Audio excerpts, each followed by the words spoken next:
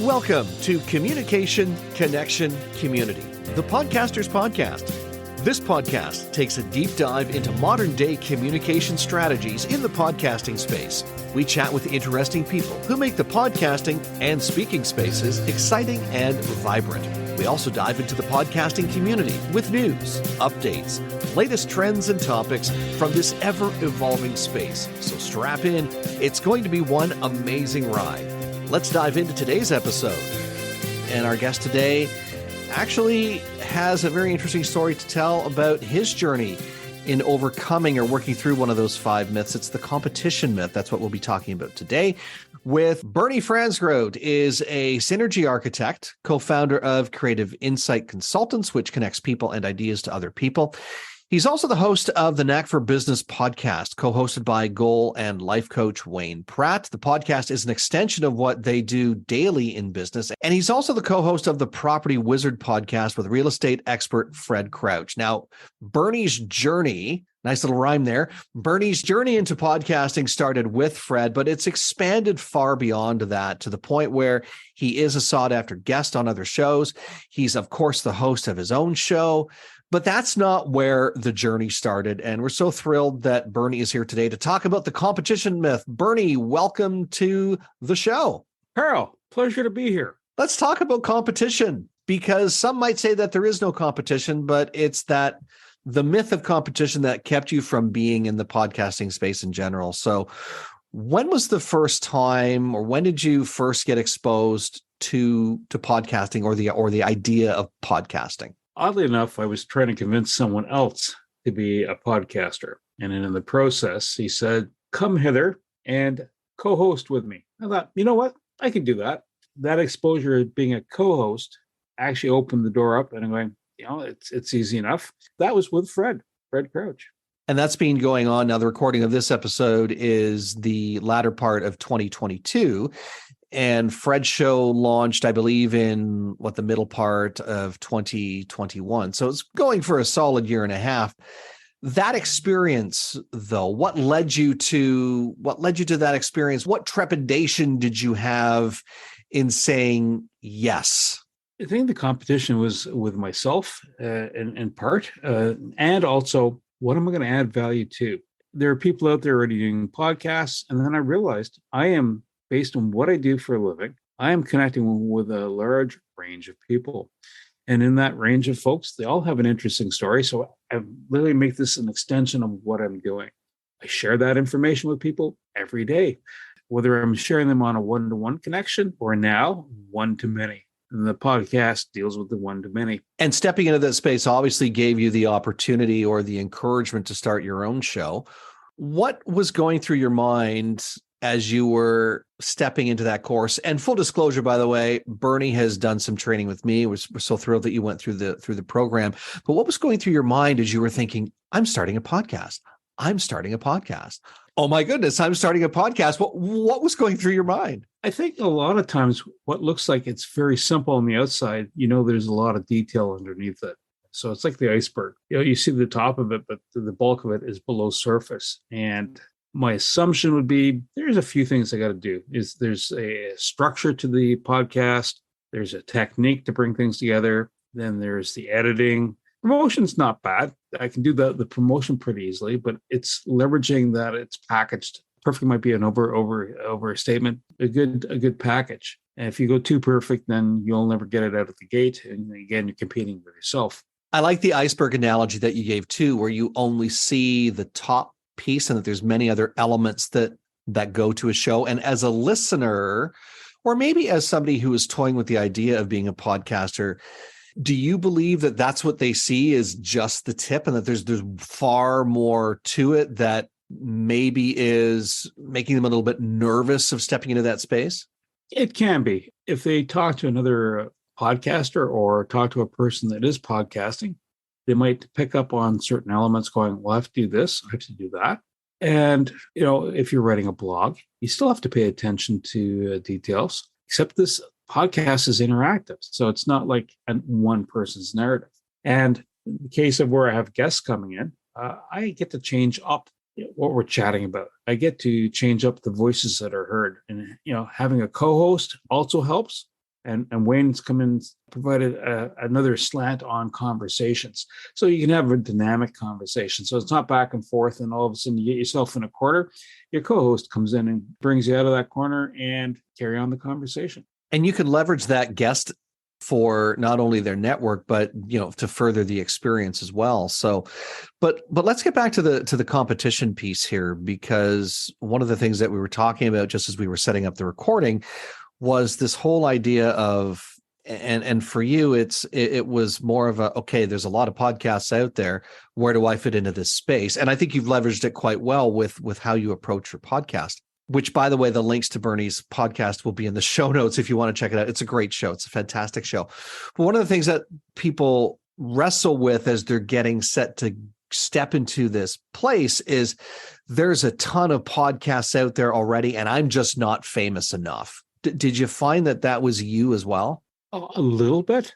I guess as I leverage the podcast itself, as I utilize the podcast, if I'm doing it in context with the person, say the topic, and someone says, I'm noticing something on LinkedIn and I want to respond to it, and I can then in the comment section say, this is my opinion on this subject, but you know what? Hang on, but wait, there's more. I have a contact, and here's the contact talking in the podcast. So I'll bring the whole thing into that comment section. What I've just done there is responded to someone else's post, right, which helps them. I've introduced the person I've interviewed into that post to offer more comment, and then on top of that, here's a podcast where they're speaking to the subject. Plus, at the same time, a bonus round is I've just advertised the podcast. And it's serving well, as opposed to being grandstanding. Let's talk about imposter syndrome, because I know with competition, the competition myth, and it might not have been for you personally, but certainly I know for some people that it does hold them back, the whole imposter syndrome. How did that play in, or how has that played into your show, or has it played into your show? I think the imposter syndrome, when people have that, is they have content inside them, but they're worried about being over the top, or look at me, as opposed to, you know what, you're shining. Let the light come out and share the wealth. There's always going to be an expert out there. There's nothing new under the sun to start off with. However, you're going to have a slant on something, and it's you. It's the DNA of you coming out, and that's okay, because you can have experts in the field. And that's why you have experts. And sometimes that's where you have the dialogue coming in. You exchange ideas, whether you're working with a fellow podcaster or working with someone who's in your field. Because I meet people that talk about networking all the time. How do you do this? What do you do? And that's okay. There's nothing wrong. So it's not the only one that's out there. You can be one of the many that's out there.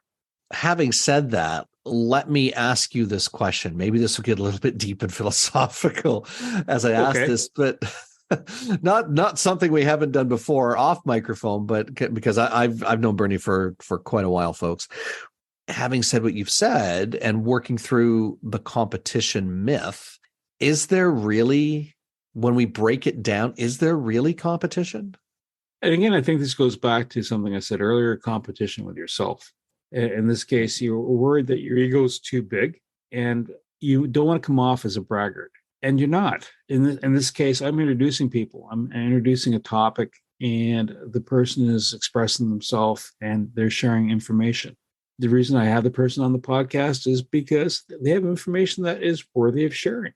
And I'm engaging them in the conversation. So, in fact, we're all going forward. And the fact you're going to become a guest, let alone own your own podcast, you're already past the imposter syndrome. You have a story to tell. You have information to impart. And just go with it. It's like, well, I can't ride that bike. I can't ride that bike. Oh, look, Ma, no hands, and I'm riding the bike.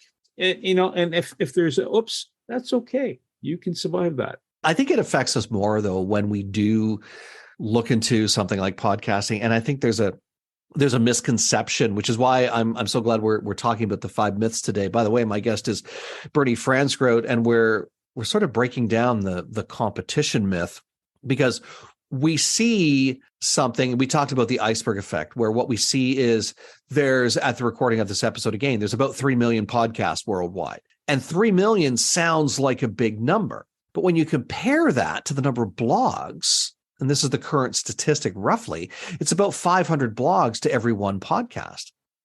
Now, all of a sudden, it's not as daunting when you look at it and go, oh my goodness, math is hard. Don't ask me what that math is. But that means that there is a huge opportunity, but sometimes we don't see it because all we see is 3 million, and we don't see that, oh my goodness, underneath that is all this opportunity. There's my expertise, or in your case, Bernie, there's your expertise, there's your knowledge, there's the connections that you've made through Kreativ Insights that you're going to bring to the surface. You're a different person than I am as a host of a podcast, but not only that, even if you're interviewing another person who's another synergy architect or expert at networking, shall we say, that connector, they're going to have a different perspective. So again, is there really competition, or is it just, there's enough space for all of us to play, and let's just have fun in that space?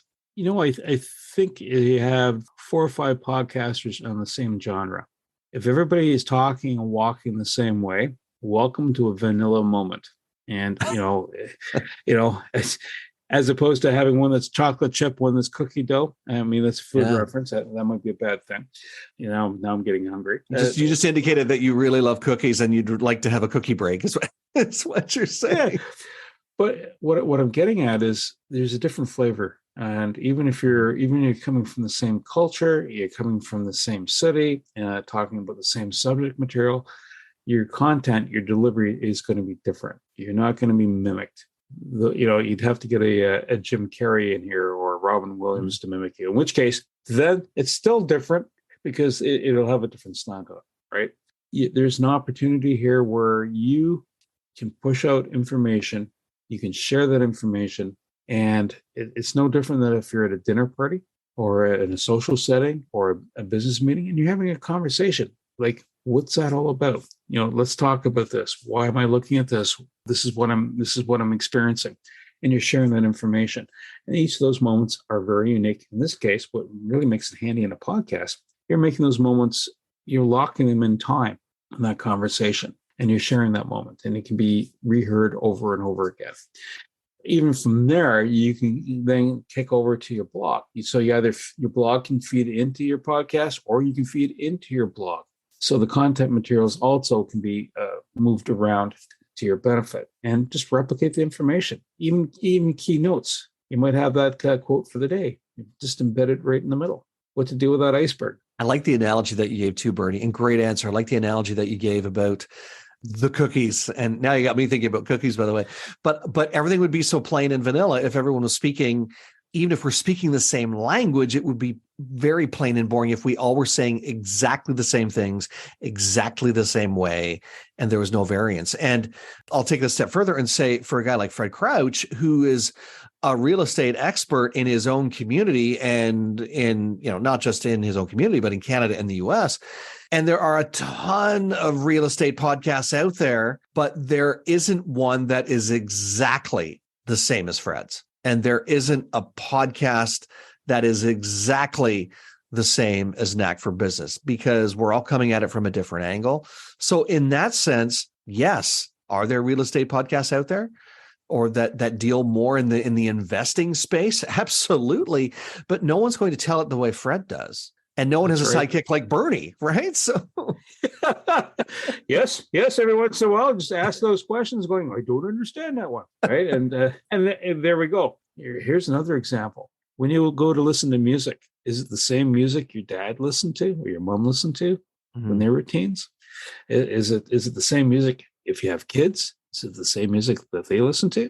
It's all different, and there's everything from rock, hillbilly rock, to classical, to opera, and on goes the story, right? And then there's the genres, subgenres in there, and each of them have a distinction, and might appeal to you, might not appeal to you. It would be like saying there's too much music out there. Yeah, and really, I can't compete. And I can't compete in the music place, in that music space. But so breaking down the competition, what you've been able to do is say, hey, here's what I'm good at. Here's what I know I'm good at. I have the experience in this area. And because you're a great connector of people. You have a Rolodex of, being able to get guests on, and it's not just value for your show, but you've also identified the value that they bring, and you'll extend it beyond the show, and you'll help them or connect them or do whatever you can to make that guest experience even more phenomenal for them than they could ever imagine. Absolutely. They've given up some time to have a chat with me. Some of them we've made arrangements or affiliations. And then affiliation doesn't necessarily mean money. It could also mean we're sharing knowledge. I'm getting exposed to new information I didn't know about before, tips and techniques. I mean, you've done that many a time. You're saying, oh, by the way, Bernie, here's something. It can help you in your podcast. And going, hey, I like that. And conversely, I'll do the same back. So it's not always money. It can be information, opportunity. Someone comes along going, I know somebody you should talk to. Carl, yeah, over here. Here's Carl. Talk to Carl. It's funny because I think you hit the nail right on the head there. I think a lot of people are thinking of, oh my goodness, I'll take Fred as the example. I'm a real estate expert. I'd like to have a podcast to get more business. But what if people aren't listening to my show? That means I'm not making the money that I want to make from my show. And I think that's a very, in somewhat twisted way of looking at it, where if we're just supporting one another, helping one another in that space, we're not viewing it as competition. Yes, of course, there is competition. We know that. But there's also enough expertise within each one of us that we're going to give a different flair, a different feel, a different taste to the content that we put out there. It's not going to be the same as if I was hosting, and I'm not a real estate expert, but if I was, my take would be different from Fred's, would be different from yours if you were in that space. So embracing that competition, supporting one another, and then also realizing that, yes, even if you are suffering, because it's a real thing, imposter syndrome is real, that you can, put that aside and say, yes, I do have value.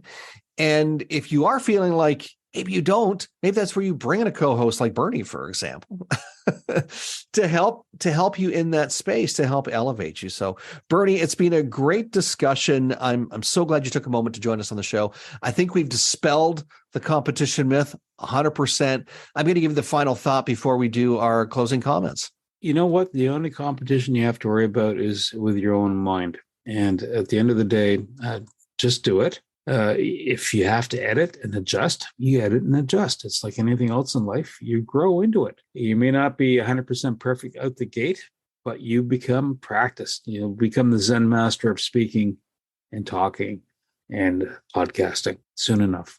Well said. Bernie Franzgrote, Synergy Architect, co-founder of Kreativ Insight Consultants, and of course, the host of the Knack for Business podcast and co-host on The Property Wizard. It's been a great conversation today. Thanks for joining me. You're welcome, Carl. I enjoyed it. And thank you for joining us today. Special thanks to our producer and production lead, Dom Carrillo, our music guru, Nathan Simon, and the person who works the arms, all of our arms actually, my trusty assistant, Stephanie Gafour. If you like what you heard today, leave us a comment and a review, and be sure to share it with your friends. If you don't like what you heard, please share it with your enemies. Oh, and if you have a suggestion of someone who you think would make an amazing guest on the show, let us know about it. Drop us an email, askcarl@carlspeaks.ca. Don't forget to follow us on LinkedIn and Twitter as well. You'll find all those links in the show notes. And if you're ready to take the plunge and join the over 3 million people who have said yes to podcasting, let's have a conversation.